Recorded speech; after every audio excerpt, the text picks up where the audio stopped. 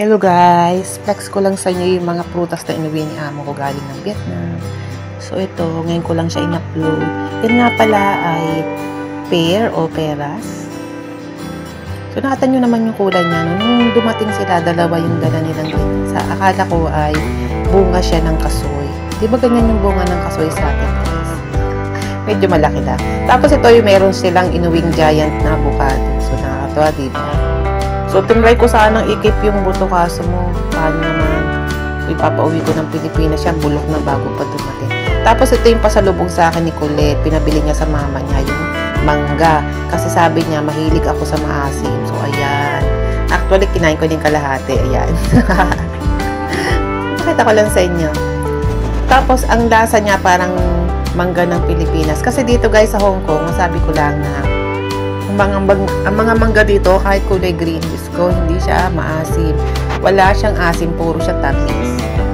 Tapos ito naman yung kape. Napakahilig kasi sa kape ni amo ko. So meron siyang biniling, alam niyo yung pupo ng pusa? Mustang sa atin. Mustang. Yung pusa ng Mustang. Ayan. Whistle coffee ang tawag dyan guys. Yan yung kinakain niya yung kape sa puno, tapos pinupupo niya. Yung pupo niya, yun yung kape na ginagawang ganyan. So, alam niyo ba yan guys? Mamahalin niya. Yan daw yung pinakamahal na kape sa puno. Pero ewan ko lang dito ha, kasi yan galing ng Vietnam. So, ayan siya. Actually, binigyan niya ako ng isang piraso kasi nakita niyang tinititigan ko yan. Sabi niya kung gusto ko ba raw tikman. So, binigyan niya ako ng isa. Yan nga pala ay drip coffee. Hindi siya kinakanaw, kundi siya ay pinapatulo. Nilalagay siya ng mainit na tubig. Tapos, meron siyang salaan. Yung drip coffee. Ayan. Ito naman, nung gabi na kakainin na ni amo ko yung avocado. Kasi siya ay diet. So, yan yung pinakain ko sa kanya. Itlog, kamatis, at avocado. So, ito naman yung pasalubong ni Colette sa akin na souvenir.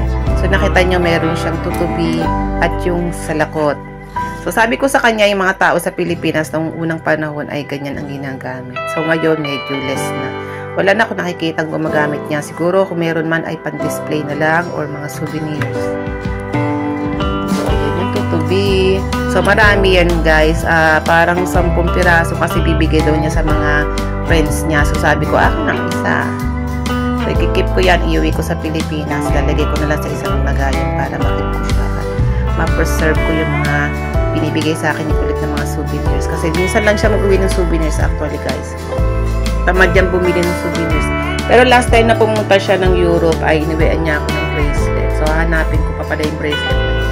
So, ayan na nga pala yung mga tutubi o dragonfly na yari sa bamboo. Yan nga pala, guys, ay yari sa bamboo. So, di ba, napaka-creative nila. Tapos, yan ay nababalance siya. Paglalagay mo siya sa isang parang pinakatungtungan niya, para siyang babalance. Ito naman yung tsokolate na galing din ng Vietnam. So, tinikman ko yan. Pinatikim ako ni Colette. Hindi ko nagustuhan kasi masyado siyang mapait. That's all. Bye-bye!